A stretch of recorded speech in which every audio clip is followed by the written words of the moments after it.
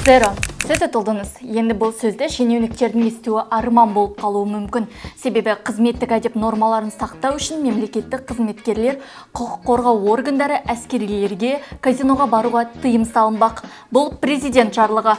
Құжат 28 тамызға дейін қоғам талқысында болады. Билік өкілдерінің ойын мекемесіне бару қоғам тарапынан негізді сын тудырып, беделіне нұқсан келтіреді. Оларға жоғары талаптар қойылады. Олар мемлекеттік биліктің абыройы мен беделіне нұқсан келтіретін әрекеттерге жол бермеуі керек. Бұл түзетулер қызметтік этика нормаларының талаптарын сақтау шеңберінде әскери қызметшілерді ойын мекемесіне барудан бас тартуға ынталандыруға бағытталған ұсынымдық сипаттағы нормаларды енгізуді ұсынады.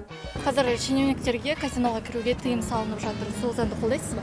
Неге именно шенеуніктерге бүкіл халықтың бәріне бірдей болу керек шығар ол? Қызметтік Қолдағанда қандай қос қолдап тұрып қолдаймын? Қолдаймын? Иә, қолдаймын. Иә, ол да дұрыс.